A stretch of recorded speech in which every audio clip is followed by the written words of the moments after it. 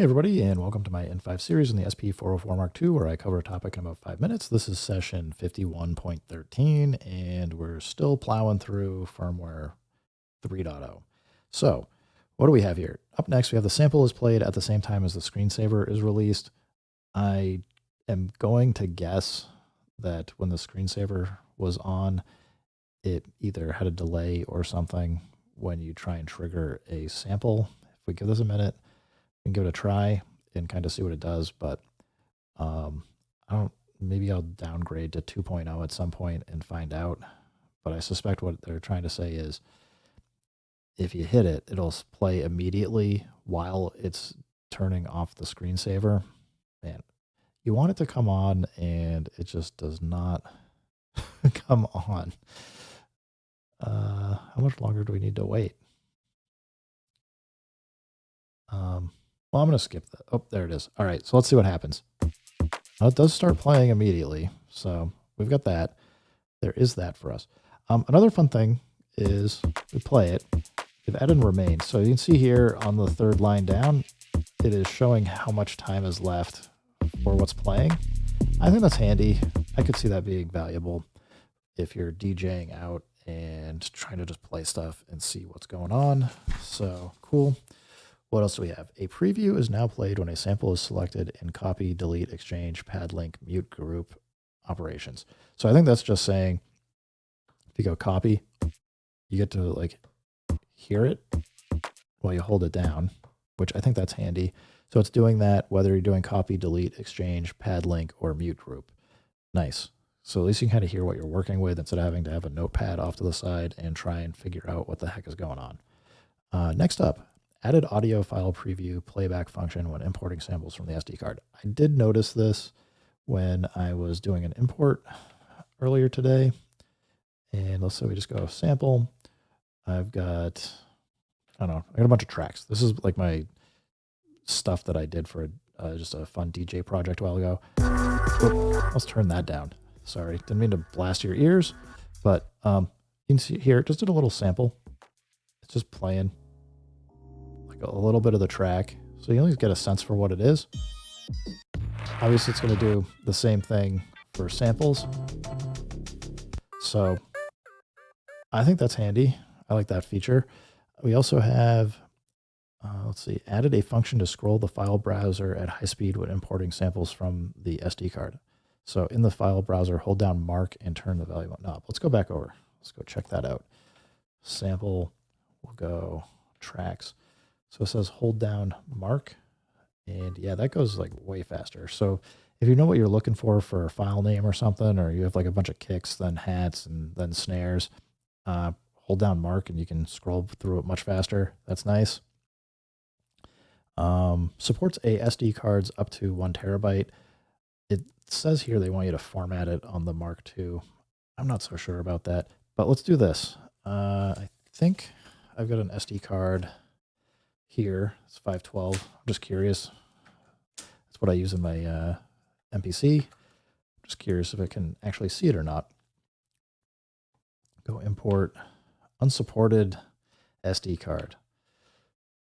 Bummer. Well, I may be interested in reformatting at some point. So I don't think it's anything wrong with the SD card. It's probably just the format. It probably wants like FAT32, and that's probably like one of the more modern Windows formats or something. I forget what I have it set to offhand, but anyway, my 32 gig does work just fine. So the other note here is when updating, make sure that you use a 32 gigabyte card. So whatever the firmware is that's on here, or the BIOS that's in here, at least for like booting up before it like actually loads the operating system and everything, the BIOS probably hasn't been updated or cannot be updated to support larger formats than 32 gigabytes, which is, for me personally, it's fine. Like I can have an extra SD card. They don't take up that much space, and I will live with it. We've got file transfer speeds for import and export from the SP404 Mark II app has been increased by about 2 times. They're probably doing something to make it a lot faster. Not sure what. As I get kind of some more stuff set up over here, I think I'm gonna do some videos actually using the app and showing like some other stuff anyway. So I think that is a handy thing to know. And play around with. We've got improved operational stability for latency when playing multiple samples at the same time.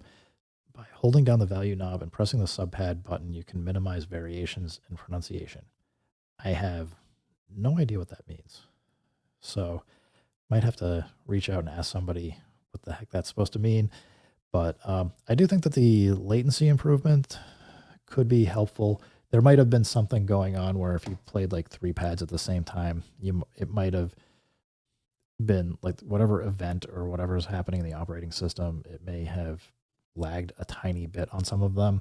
So I could imagine for certain types of projects that might be more evident or obvious that there's an issue. So cool to know. I might have to try holding down the value knob and subpad and figuring out what the heck that does. Anyway, improve the operational stability of the MIDI clock output from the SP404 Mark II. I think that just sounds like a pretty standard.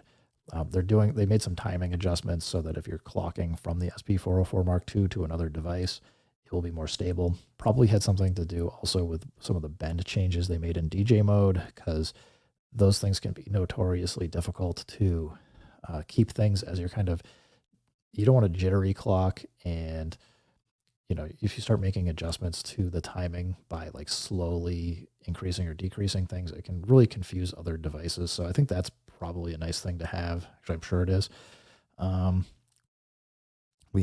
You can now adjust the timing of the sounds and MIDI clock output from the SP404 Mark II. So the sync delay, this can be handy when you have an external device or computer or whatever.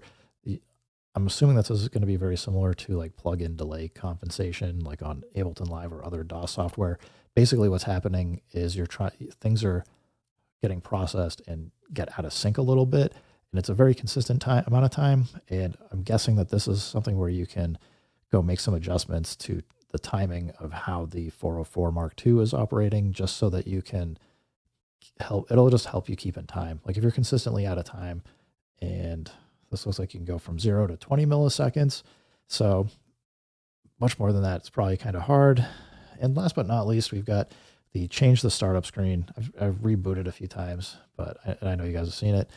I'm going to end here for this video, and may have another couple in me.